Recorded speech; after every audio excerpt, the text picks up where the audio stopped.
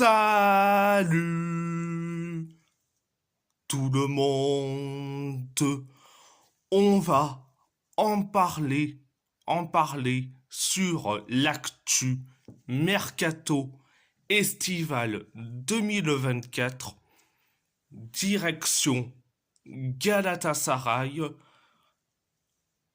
Galatasaray était en pourparlers avec Alexander Ba depuis une semaine, malgré un léger accord entre Galatasaray et Ba. Les négociations ont été suspendues avec Benfica. Le club portugais demande 20 millions d'euros pour le latéral droit danois, selon Ertan Suzogun. Certes, Benfica est trop gourmand. 20 millions d'euros pour un latéral droit qui a fait un euro aussi, allez, catastrophique avec sa sélection qui est le Danemark. Mais franchement, heureusement que les négociations entre Galatasaray et Benfica concernant Alexander Ba a été suspendues. Heureusement, merci beaucoup. Donc, c'était la première information. Deuxième information, Galatasaray a décidé de se retirer des négociations avec le Zénith pour Wendell. Galatasaray, Galatasaray a fait une dernière offre, mais le club russe ne veut pas réduire sa demande, selon Rudy Galetti. Concernant Wendell, bon, Galatasaray a bien fait de se retirer des négociations avec le Zénith pour Wendell. Heureusement qu'ils ont bien fait. Mais quand on dit, on n'est pas des pigeons, nous. On n'est pas des pigeons. Mais heureusement qu'ils sont en retiré de ces négociations pour Wendell. C'était donc la deuxième information. Troisième information, Galatasaray a ajouté Elias Geller au sein de son effectif. Le prix du transfert s'élève à 11 millions d'euros. Contrat de 4 ans, donc jusqu'en 2028. Salaire de 650 millions, 1000 euros. Excusez-moi. Un salaire de 650 000 euros. Le joueur danois sera à Istanbul aujourd'hui à midi, selon Ertan Suzogun. Concernant Elias Geller, certes, il aura un bon salaire, un contrat jusqu'en 2028. Et je dis franchement, Galatasaray a bien fait d'aller sur Elias Geller. Heureusement, parce que si on était sur on a été sur Guéladoué, mais heureusement qu'on s'est retiré des négociations pour Guéladoué et on a pris Elias Geller. Elias Geller, c'était, allez, la deuxième option. La première option, c'était Guéadoué. Mais la deuxième option, c'était Elias Geller. Mais, heureusement qu'on a recruté Geller, qui est un latéral droit aux provenances du FC Copenhague, qui nous a fait du mal en face de groupe de la Ligue des Champions 2023-2024, quand il était avec Copenhague. Il nous a fait tellement de mal, mais Concernant, concernant Elias Geller, c'est le coup de l'année, le coup du siècle. Donc, c'était la troisième information. Quatrième information, Galatasaray recevra 7 millions d'euros du Panathinaikos pour le transfert de TT ou Mateusz Martins selon SDNA, qui est un journal grec, un journal sportif grec. Après, je trouve ça dommage qu'on se sépare de TT. Et en- franchement, c'est hyper dommage. Moi, je dis franchement, il mérite une seconde chance TT, concernant TT. Mais, mais pourquoi on n'accorde pas de seconde chance pour TT, mais on accorde une seconde chance à Hakim Ziyech, qui est catastrophique sur catastrophique. Bon, ok, TT, il est catastrophique, mais il est resté autant sur le banc des remplaçants, contrairement à Hakim Ziyech, qui est catastrophique, nullissime, et qui ne sert à rien dans cette équipe.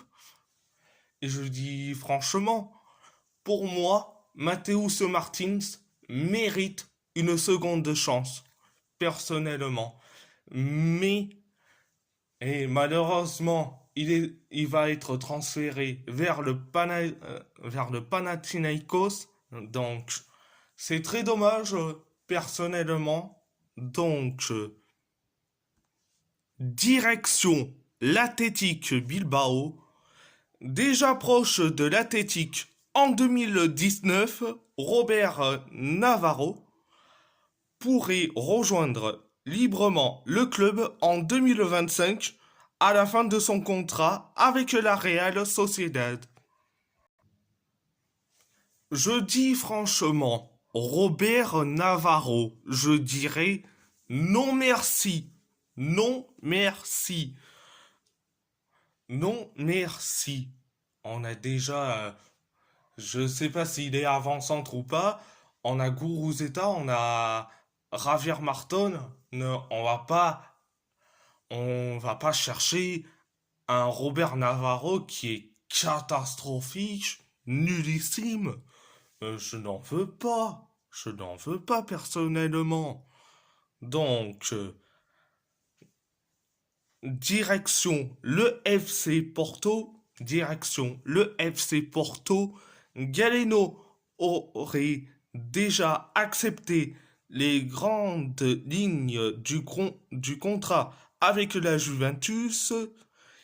Il est très enthousiaste à l'idée de travailler avec Thiago Motta. André Villas-Boas est ouvert à la négociation, même si aucune offre n'a été formulée pour le moment, selon Mercado 1893. Je dis franchement, je dis franchement, s'il y a une offre alléchante de, de la Juve en direction du FC Porto pour Galeno, je dis franchement, c'est tant mieux. C'est tant mieux, personnellement. C'est tant mieux, je dis franchement, c'est tant mieux. Et en plus, même si je reproche à André Villas-Boas de ne pas recruter pendant ce mercato, oh, mais franchement, lui et Zubizarreta, c'est les deux qui n'ont pas recruté et de joueurs au niveau de ce mercato-là. Concernant Galeno, affaire à suivre. Direction, direction l'AS Roma. L'agent de Mathias Soulé l'a rejoint en Allemagne.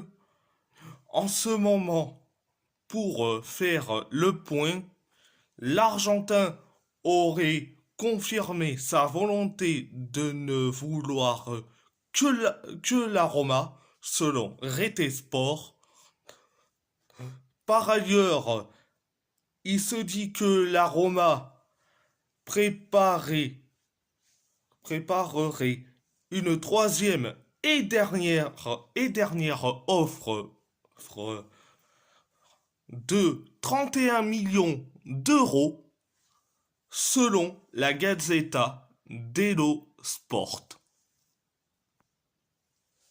Bon, concernant Mathias Soulé, bon, le joueur a envie d'être que à l'AS Roma, il veut l'AS Roma, donc il veut pas d'autres clubs, il veut la Roma. Donc ça nous montre que le joueur a envie de d'être que à la Roma. Donc franchement, il a bien fait de le dire. Donc, c'était la première information. Deuxième information, l'AS Roma et Djur Garden IF sont d'accord pour le transfert de Samuel Dahl, le transfert de plus de 4 millions d'euros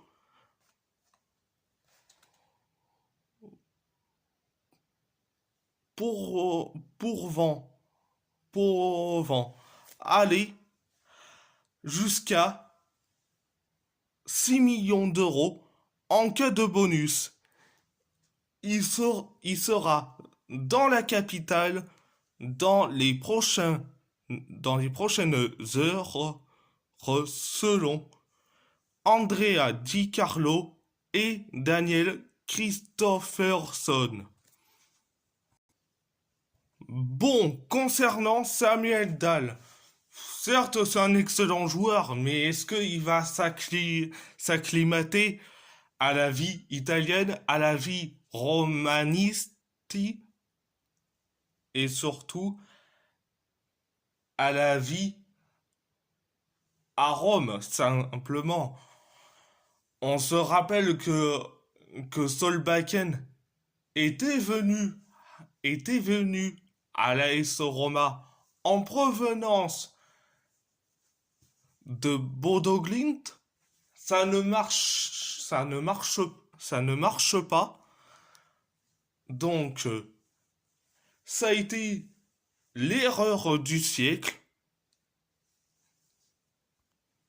Mais j'espère que Samuel Dahl ne fasse pas une Ola Solbakken.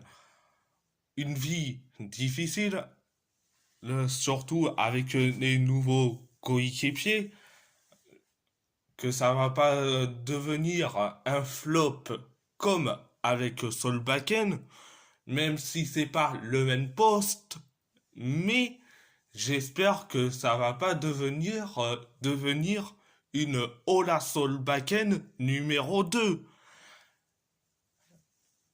Donc, concernant Samuel Dahl, affaire à suivre. Affaire à suivre. C'était la deuxième information. Troisième information. En fumée noire pour le transfert d'Olive Ras. Alors que la presse annonçait un transfert imminent à Al Ittihad, les clubs n'ont pas trouvé terrain d'entente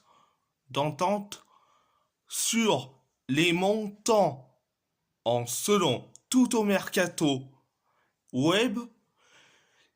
Il faudra lui trouver un nouveau point de chute puisque Daniele De Rossi ne compte pas sur lui. Après, certes, Jeanne Olivier Rache, donc, certes, c'est un bon joueur, mais il faut trouver un point de chute. Mais ça va être où? Dans quel club? Ça, bonne question. C'est une bonne question. Je sais pas qu'est-ce qu'il a de Rossi contre Oliver H. Est-ce que c'est un délit de sale gueule ou c'est un délit de sale gueule ou soit vraiment il aime pas et puis c'est tout. Donc direction le PSG, Xavi Simons n'a pas encore pris de décision, mais devrait bientôt le faire. Un retour à Leipzig est une possibilité distincte, bien que le Bayern n'ait pas encore abandonné. Le PSG prévoit un prêt puisque le PSV Eindhoven bénéficie en cas de vente selon Ben Jacobs. Concernant Xavi Simons, mais il faut le vendre direct. Mais je dis franchement, il faut le vendre direct. Pour moi, hein, je dis franchement, ce gars-là, hein, il nous énerve. Il nous casse les pieds. Je dis gentiment. Je vais dire gentiment. Il nous casse les pieds. Il nous casse les pieds. Xavi Simons nous casse les pieds. Je dis franchement, il faut que Xavi Simons soit vendu. Soit vendu, bon sang. Donc, c'est la première information, la première info. C'était la première info. Deuxième information, le PSG n'a pas encore d'accord total avec Benfica pour les deals Joao Neves et Renato Sanchez. Les négociations entre les deux clubs se poursuivent et toutes les parties sont confiantes pour parvenir à l'accord selon Jamel et Santi Aouna. Bon, je suis très content que les deux parties sont confiants pour avoir un accord, mais est-ce que ça va être possible? Ça, affaire à suivre. Affaire à suivre. C'était la deuxième information. Troisième information, ces dernières heures, certaines personnes en interne laissaient penser que le joueur était valorisé à 50 millions d'euros. Face à l'offre du Bayern, Paris a envoyé une offre de 60 millions d'euros, bonus compris, à Rennes pour Désiré Doué, selon l'équipe. Bon, Rennes a demandé carrément 60 millions d'euros. Eh bien, Paris a fait une offre de 60 millions d'euros, malgré qu'il y a des bonus compris. Donc, est-ce que les Rennais vont accepter? Est-ce qu'ils vont accepter? Donc, ça, affaire à suivre. Donc, à part ça, c'est tout. Et si la vidéo vous plaît, abonnez-vous abonnez-vous à ma chaîne YouTube, likez, commentez si vous avez envie ou pas, c'est votre choix. C'est votre choix. À part ça, à part ça, je vous laisse. Je vous laisse. Et merci beaucoup. Merci beaucoup.